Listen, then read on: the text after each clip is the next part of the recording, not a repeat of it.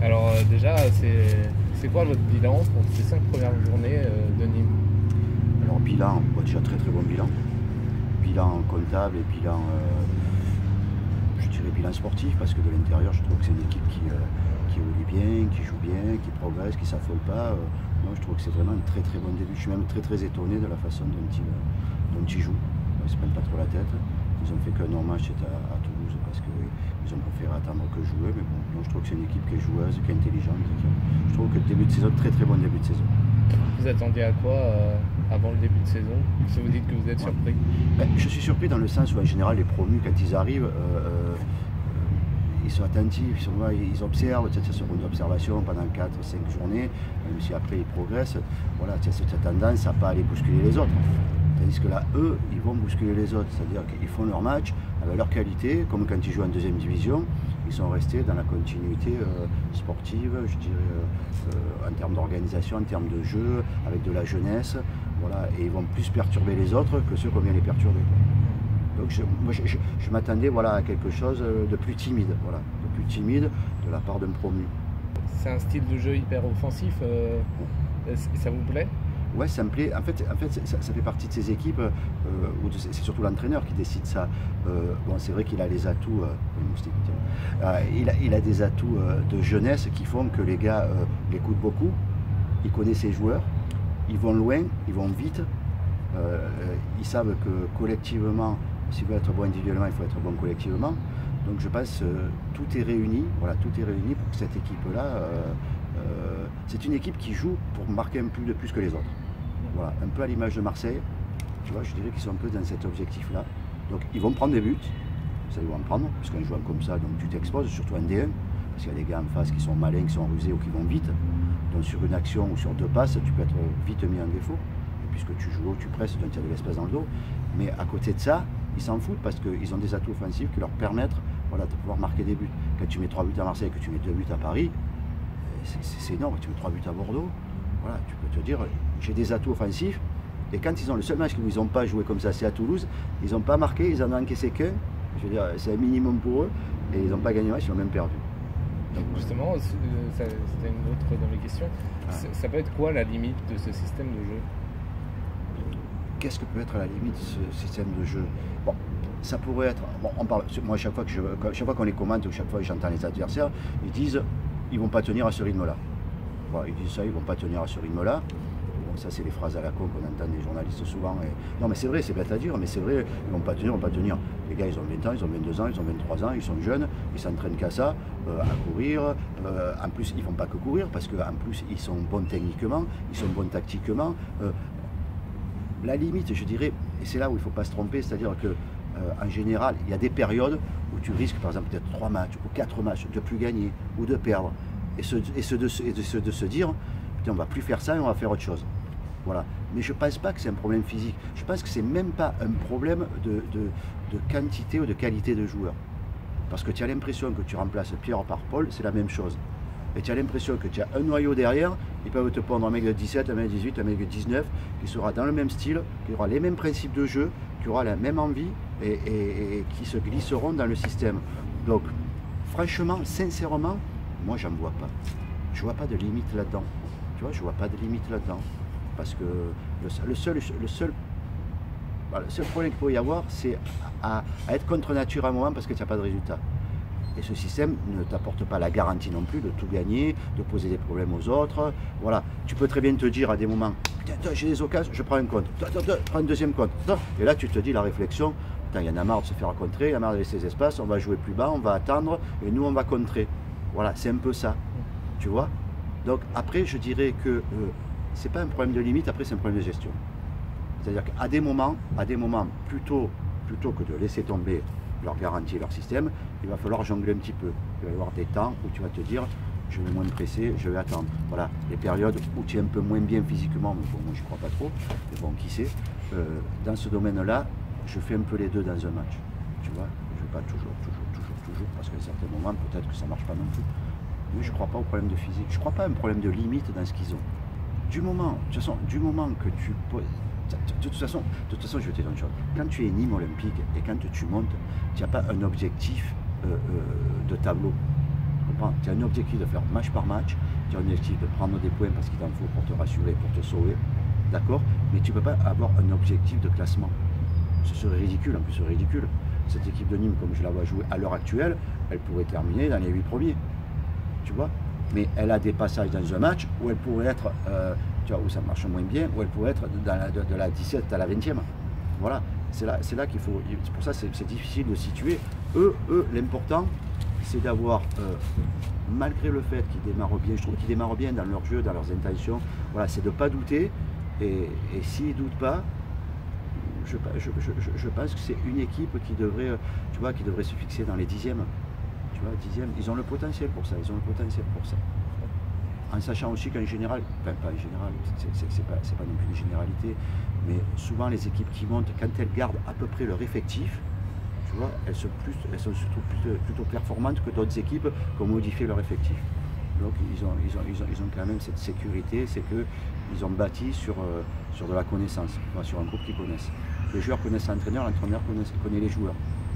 Tu vois, par exemple, Bozok qui n'a pas joué ou qui a été moins performant au début, moi je l'ai vu discuter avec lui après le match du PSG, donc à la fin du match du PSG. Dans une période où Bozok pouvait râler parce qu'il ne jouait pas, l'entraîneur, tu sentais qu'il allait lui refaire confiance à Bordeaux, et ça a marché, il a travaillé, il a fonctionné. Donc tu sens qu'il y a quand même de la sérénité, de la communication, de l'intelligence, de la confiance, de l'écoute entre les joueurs, l'entraîneur et les joueurs. Je rajouterais même le staff autour, parce qu'il n'y a pas que l'entraîneur. Et quand vous étiez au bord de la pelouse face à Marseille, face au PSG, vous avez senti justement cette cohésion et puis cette envie toujours d'aller vers l'avant? J'ai retrouvé des principes que j'avais perdus au fil du temps en D1. Voilà. C'est-à-dire d'un côté de l'envie, de la volonté, de la rigueur, de la passion, mais tout en restant aussi dans l'organisation, dans la lucidité. Tu vois, tout ce qui fait qu'un groupe vit, voilà. Il y a de la vie dans ce groupe-là.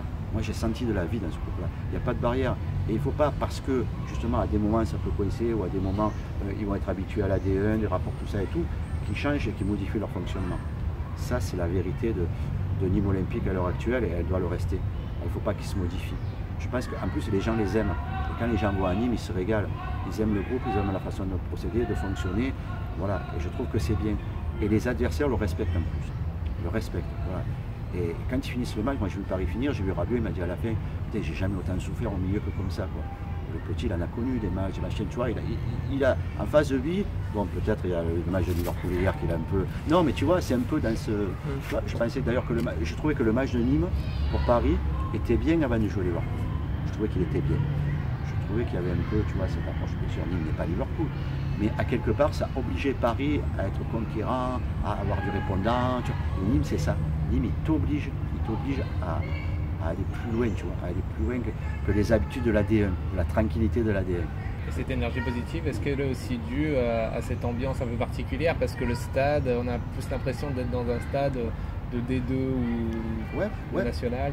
Ouais, c'est-à-dire que c'est plutôt un stade qui respire le football, je dirais, comme on l'aime. C'est-à-dire que c'est un équilibre entre le foot amateur et le foot professionnel. Voilà. Il y a la rigueur du professionnalisme parce qu'ils sont obligés de l'avoir, mais à côté, comme on dit, ce public-là, quand même, deuxième, on le voit contre Paris. Moi, 2-0, à la 2, je dis, s'il marque Nîmes, vous allez voir, et là, d'un coup, il marque, et d'un coup, c'est parti, ils ont égalisé, et tu as senti cette puissance du public. Et j'ai comparé ça, pas à la corrida, parce que c'est pas ça, mais tu sais, tu avais l'impression qu'il y avait cette adrénaline venue de l'extérieur qui fait que sur le terrain, tu vas encore plus loin. Mais les joueurs aussi donnent ça au public. C'est vraiment un donnant-donnant, quoi. Tu as l'impression que... C'est ça qui va être bien, d'ailleurs, c'est que les joueurs, parce qu'on a tendance à dire, ouais, tu fais des gros matchs contre Bordeaux, contre Marseille, contre Paris, mais tu as cette impression quand même qu'ils le feront pareil contre Guingamp, et que, parce que le public derrière, tu vois, déjà rien que de voir cette couleur rouge autour de toi, tu vois, cette ambiance qui te porte, les gars qui ne te laissent pas tomber même quand c'est plus dur, franchement, c'est un public très porteur, très porteur. Et puis qui était en manque en plus, qui était en manque. Bon, quand tu vas là-bas, ils te disent, on a connu le national, on était là national, on était là en T2, on était là, on n'a pas souffert, on était là, mais on attendait ça. Maintenant qu'ils l'ont, ils ne veulent pas le perdre. Est-ce que, et sur le terrain, est-ce qu'il y a un joueur qui sort du lot depuis le début de la saison? De cette équipe de Nîmes? Ouais. Non, franchement non. C'est un collectif. Ah ouais. Non, mais puis même, je trouve tous les joueurs très bons. C'est-à-dire que des fois, tu as tendance à dire, il y en a un qui est au-dessus, mais c'est-à-dire qu'à chaque action, le gars qui doit défendre, qui doit récupérer, qui doit attaquer, il est bon. Et il est amené par les autres. Tu vois, donc non, après tu peux sortir sur des joueurs, attention, le gardien, de l'attaquant à droite. Non, mais je dirais que justement la force, moi j'aurais tendance à dire que pour moi celui qui sort du lot c'est l'entraîneur. Je trouve que c'est l'entraîneur. Parce que il fait quand même passer. Enfin les entraîneurs, je dirais les entraîneurs parce qu'ils sont plusieurs et tout le staff, mais bon, l'entraîneur, puisqu'il est le repère pour les joueurs avant tout, lui. Il a cette sagesse, il a cette compréhension, il arrive à amener les gars loin, dans l'intensité, dans la technique, dans l'organisation, les gars adhèrent, donc c'est lui qui est porteur de tout ça. Après les joueurs individuellement, je trouve qu'ils sont très très bons individuellement. Je pourrais pas, tu vois, tu me m'aurais pas appelé, il y en a un qui n'est pas dans le coup, il y en a un qui est moins bien que les autres, je t'aurais dit non, tu vois. Je t'aurais dit non, mais un meilleur que les autres, non. Je trouve que chacun dans leur poste, dans leur ligne et dans le rapport entre le collectif individuellement, je les trouve tous bons individuellement. Et c'est justement un calendrier particulièrement dur pour un promu. Tu trouvais que c'est une bonne chose de commencer de manière très ardue? Mais, je veux dire que c'est un peu con ce que je veux dire, mais en D1, tu n'as pas un calendrier difficile, un calendrier facile. C'est bête à dire, hein, mais tu auras peut-être plus de difficultés contre Guingamp, tu vois ce que je veux dire, ouais. Contre Reims. Voilà, c'est ce qu'il faut se dire. C'est justement ce qu'il ne faut pas faire. Moi, j'ai trop l'habitude pour que des fois, tu peux jouer des grosses équipes à des périodes où ils ont un match de Coupe d'Europe après, où ils ne sont pas bien en ce moment collectivement. Où tu vois, donc à des grosses équipes, tu sais qu'ils ne sont pas toujours présents. Mais tu vas jouer l'équipe qui va... Ils jouent Guingamp, je crois, à Nîmes, là, bientôt. Ouais, ils reçoivent Guingamp. Là, ça va être difficile. Tu vois, là, ça va être difficile. Tu ne peux pas te dire, on a bien marché contre Paris, on a bien marché contre Marseille, on a fait un bon match à Bordeaux, autant il faut un bon résultat à Monaco, et autant contre Guingamp. Là, tu ne peux pas te le dire. C'est ça le problème. Parce que Guingamp, eux, ils ne vont pas jouer de la même façon que les grosses équipes. Tu comprends? Le problème, c'est que quand tu joues contre Marseille, contre Paris, contre Bordeaux, les mecs, ils jouent. Là, Guingamp, ils vont t'attendre. Et là, tu n'es plus dans le même principe de jeu. Tu comprends? Et là, ça devient plus difficile. Tactiquement, ça devient plus difficile. Là, tu as plus le ballon. Là, tu n'es pas dans la reconquête du ballon, tu es dans l'utilisation du ballon. Et chaque fois que tu le perds, tu es en danger. Tu comprends? Tu as toujours un mec en face qui va très vite et tu as toujours une organisation qui va te poser problème. Donc, c'est ça le problème. C'est que, après, effectivement, ça t'amène de la confiance. Prendre des points contre les gros, faire des bons matchs contre les gros, ça amène de la confiance. Mais c'est tout. On a vu quand même que quand Nîmes changeait de schéma de jeu, ils perdaient complètement leur repère et ça ne marchait plus. Quoi. Ouais. D'ailleurs, ils ne vont pas le faire. Je te dis, ils le feront à des moments quand leurs propres forces deviendront des faiblesses, ce que je dis. C'est-à-dire qu'ils ne poseront plus de problèmes aux autres en jouant comme ça. Quand à un moment tu es bloqué, tu ne poses plus de problèmes aux autres avec ce qui faisait ta force, parce que les autres, ils ont vu ton jeu, ils ont compris, ils savent comment il faut te jouer. Ils ont quand même des mecs qui tiennent la route en face. En termes d'observation, en termes d'entraîneur, ils travaillent la semaine pour le match. Tu vois, c'est ça qui est malicieux. En D2, en national, tu as moins cette étude-là. En D1, tu peux voir les matchs, les revoir, ainsi de suite, tu vois ça. C'est pour ça qu'à un moment, de toute façon, tu es voué à ça. Tu es voué à modifier un petit peu. Mais est-ce qu'ils peuvent vraiment changer de système? Oui, ils peuvent le faire. C'est quand même... ils n'ont peut-être pas intérêt, pour le moment, ils n'ont pas intérêt. Mais à un moment, oui, ils pourront le faire. Il n'y a pas de souci. Tu sais, on apprend ça quand même dans les centres de formation, on apprend la formation, les entraîneurs sont tout ça, ils veulent faire l'entraînement, étudier. Tu sais, quand ils jouent Paris, ils jouent Paris, toute la semaine, ils font du marquage individuel. Bon, nous, on ne le sait pas, parce que Paris ne le sait pas, mais ils le font. Et ils savent que le mec n'est pas capable de faire de l'individuel 5 fois 1h30 dans la semaine, il ne peut pas jouer comme Paris, puisqu'ils vont faire ça. Donc ils l'ont travaillé, c'est pour ça, ça va gêner Paris. Donc ils sont capables de faire quelque chose. Après, s'ils se disent, il vaut mieux, on joue telle équipe, on joue Reims, ils ne veulent pas le ballon, on peut bien dire, ils n'aiment pas l'avoir, on va leur laisser. Et on va les contrer. Et au début, ils ne vont pas oser, puis ils vont le prendre, ils vont aller, là tu comptes. Tu peux étudier aussi l'adversaire et jouer comme ça. Je te dis, c'est l'étude de se dire, est-ce qu'on pose un problème aux adversaires ou est-ce qu'on contre la force des adversaires? Pour le moment, eux, on va poser des problèmes aux adversaires. Et sur le bord du terrain, comment vous l'avez ressenti justement, l'entraîneur et puis les joueurs, comment ça se passe? Moi j'ai trouvé beaucoup de passion sur le banc. Les joueurs, l'entraîneur adjoint, tout ce qu'ils vivent, l'équipementier, les gardiens, toute cette passion. Et dans cette passion, même les joueurs, ils sont très attentifs, ils sont heureux quand il y a des buts, ils vivent le truc à fond. Et tu as Blacard qui est là et qui est un peu différent, qui lui est plus dans la réflexion, tu vois. Alors il vit avec cette passion qu'il y a derrière lui, le public, lui, et lui qui est là, qui gère le match, qui gère les individus, et qui doit trouver la limite entre la passion et l'excès. L'excès en D1, tu es condamné de suite, quoi. Tu peux perdre 3 joueurs en un quart d'heure, tu vois, parce que le mec qui disjoncte, tu as le petit Savanier, des trucs comme ça.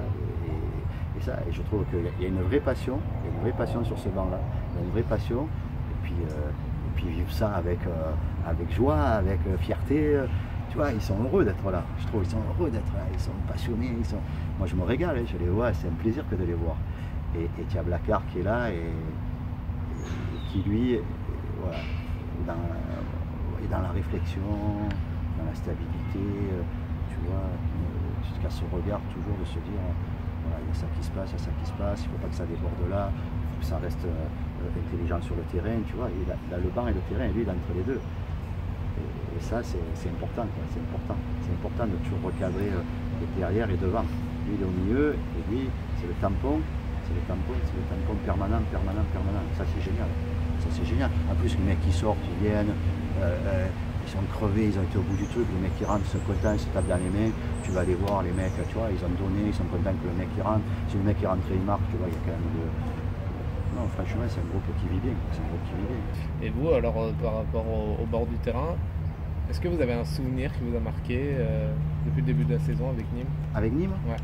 Mais, écoute, qu'est-ce que c'est qui m'a marqué? Moi, je te dis, qui m'a marqué surtout, c'est l'accessibilité, quoi. J'avais plus l'habitude de cette accessibilité, c'est-à-dire que tu peux presque aller dans le vestiaire avant, tu peux aller dans le vestiaire pendant, tu peux aller dans le vestiaire après, tu peux aller sur le banc pendant, avant, tu peux aller voir l'entraîneur avant, pendant, tu peux aller voir... C'est-à-dire que tu as vraiment cette accessibilité des choses. Tu vois, moi je trouve, alors que maintenant tout est réglementé, tout est fermé, tu vois, il faut faire une interview devant le panneau, tu as le délégué qui t'arrête, tu as l'entraîneur adjoint qui te dit attends là, le joueur non, tu vois, non, je fais la gueule, j'ai pas envie, j'ai machin, tu vois, alors avec eux, putain, tu vois, c'est le jackpot, quoi. Pour moi c'est le jackpot, c'est ce que j'ai connu au début, quoi. Tu vois, je reviens au début de Canal, au début du foot, sur le Canal. Au début du foot où c'était la liberté totale, l'accès à tout, mais pour montrer les bonnes choses, tu vois, pour montrer le côté positif des choses. Tu vois, s'il y en a un qui s'engueulait demain, sur le banc, je ne le dirai pas, parce que c'est pas, tu vois, ça reflète pas, ça peut arriver à un moment, parce que d'un énervement, d'un truc, ça peut arriver, mais c'est pas ça que tu as envie de dire avec ce truc-là. C'est pour ça que je te dis, moi ce qui me plaît là-dedans, c'est que tu es en pleine confiance avec eux, ils sont en pleine confiance avec toi, et tu vis des choses que tu avais perdues de vue, quoi. Et ça, donc ça fait plein de choses. Quand je suis rentré dans le vestiaire, ils ont fait leur cri de joie l'autre fois qui était fantastique. C'était leur cri à eux que j'avais plus entendu de cette façon-là. J'ai trouvé ça génial dans le vestiaire à côté d'eux, de les écouter. Voilà, je trouvais ça génial. Et par rapport à Nîmes, avant la montée en L1, c'était quoi vos souvenirs que vous aviez de ce club? De Nîmes? Ouais. Bon, le dernier souvenir que j'ai, c'était de Cantona, de Paille, de Laurent Blanc. Moi, ces souvenirs que j'ai, c'était les dernières années. C'est les derniers souvenirs que j'ai. Sinon, moi, j'ai des souvenirs. Moi, je suis parti avec mon père, j'ai grandi. Mon père, qui était rugby, il m'a amené quand même à Nîmes sur l'ancien stade pour voir l'équipe de Nîmes. C'était la plus près. Et quand il travaillait à la SNCF, on ne payait pas le train, on allait à Nîmes, on descendait, on allait voir le match, on repartait, on reprenait le train. J'ai ces souvenirs-là, de Mézy, de la Dams, de Boissier, de Caberfini, en fait, toute la bande de Jacques Hiver. En fait, ces jours-là, j'ai des souvenirs intenses. Après, j'ai les souvenirs d'y avoir joué. Des souvenirs qui étaient extraordinaires parce que tu t'es chauffé sur un petit jardin là, de 4 mètres carrés. Tu rentrais dans le tunnel un par un, tu prenais un peu des gifles, tu te faisais secouer. Dans le vestiaire, tu entendais le discours de notre entraîneur qui parlait fort, tu pouvais t'entendre. On va leur rentrer dedans, on va leur montrer ce qu'est Nîmes et machin. Et pendant 1h30, tu apprenais le foot. Hein. C'était des vrais souvenirs de foot. Hein. Puis tu étais fier quand tu jouais là parce que. Quand tu sortais de là, tu avais l'impression d'avoir grandi, d'être un homme. Tu vois, d'être un homme, de te dire, putain, tu as grandi en échelon dans la culture footballistique. Donc, voilà, j'ai des souvenirs de Nîmes extraordinaires, Nîmes en tant que joueur. J'ai des souvenirs de Nîmes, des matchs Montpellier-Nîmes, Nîmes-Montpellier qui sont extraordinaires. Voilà, ça, franchement, passion d'un côté comme de l'autre. Extraordinaire. Ça, c'est des vrais matchs de foot. Ça va être génial, quoi. Avec une vraie passion. C'est hors du temps, quoi. J'ai l'impression d'être hors du temps. Une parenthèse d'un temps. J'ai des souvenirs extraordinaires. Des souvenirs vraiment de. Nîmes, pour moi, c'est beaucoup, c'est ma jeunesse, c'est mon activité en tant que footballeur, et là de les retrouver en tant que consultant, je trouve que c'est génial. C'est beaucoup, c'est beaucoup. Une dernière question par rapport à Monaco. Ouais. Est-ce que vous avez un pronostic? Ben, je sais que Nîmes peut vraiment embêter Monaco à l'heure actuelle. Mais je sais que Jardim est très malin aussi. Jardim ne va pas se laisser, se laisser couler en permanence, pas gagner de match. Donc Monaco devrait faire un match très intelligent. Voilà, très intelligent. Ici qui reçoit une D2 avec beaucoup d'engouement et beaucoup de vitesse. Mais le Monaco de maintenant, il est dans une période, c'est pas à dire, mais presque d'apprentissage, avec des anciens joueurs qui sont là depuis longtemps et des nouveaux joueurs. Donc difficile. Mais je sais qu'à un moment ou à un autre, Jardim il est fort, il va redresser la barre à sa façon. Il va mettre les éléments qu'il faut. Alors est-ce que ça va être déjà vendredi ou est-ce qu'il faudra attendre encore un mois ou 2 mois? Je ne sais pas. Je sais que Jardim a cette capacité. Mais sur le dernier match que j'ai vu de championnat de Marseille à Monaco et le dernier match de Nîmes que j'ai vu, Nîmes peut marquer des buts à Monaco.